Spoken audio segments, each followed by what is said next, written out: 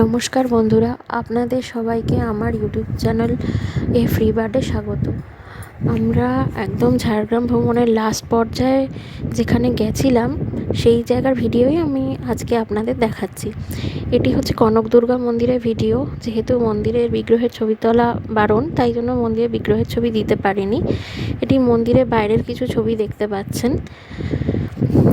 এখানে প্রচুর কিন্তু বাঁদর থাকে, এখানে গেলে একটু সাবধান। আর এটা হচ্ছে চিল্কিগড় রাজবাড়ি। খুবই ভালো লাগছে জায়গাটা দেখে, কেন আমার সেই স্মৃতিচারণা হয়ে যাচ্ছে যে এমন একটা জায়গা, খুবই পুরনো দিনের বাড়িঘর যেরকম আমরা গল্পে শুনতাম, সেটা পুরো সামনে দেখতে পেয়েছি। এবং অনেকটা জায়গা জুড়ে রাজবাড়িটি। এটি রাজবাড়ির একটা মন্দির যেখানে নিত্য পুজো হয়, তার বাইরেই ছবিটি তোলা।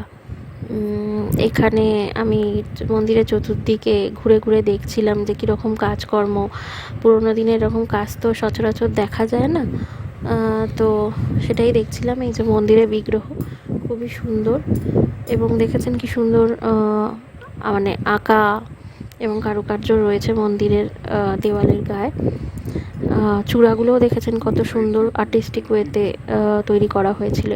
এরপরে আমরা গেছিলাম ঝাড়গ্রাম জুলজিক্যাল পার্কে, জঙ্গলমহল জুলজিক্যাল পার্ক যেটার নাম। এবং সেখানটাও অনেকটা এরিয়া জুড়ে চিড়িয়াখানাটা, আমরা সবটা ঘুরে উঠতেও পারিনি একদিনে। তবু যেটুকুনি ক্লিপস আপনাদের দেখানো সম্ভব সেইটুকুনি আপনাদের দেখাচ্ছি, যেটুকুনি আমরা নিতে পেরেছি আর কি। চিড়িয়াখানাটা অনেকটা এরিয়া জুড়ে, তো মানে একদিনে গোটা ঘুরতে গেলে পুরো দিনটাই লেগে যাবে আর কি শেষ করতে গেলে। এবং খুব সুন্দর সুসজ্জিত, যেটা দেখলাম ওয়েল মেনটেন্ড। এরপর আমরা গেছিলাম খোয়াবগা, যেটা ঝাড়গ্রামে আর কি আপনারা নাম শুনে থাকবেন। দেওয়াল চিত্রের জন্য খুব বিখ্যাত খোয়াবগা।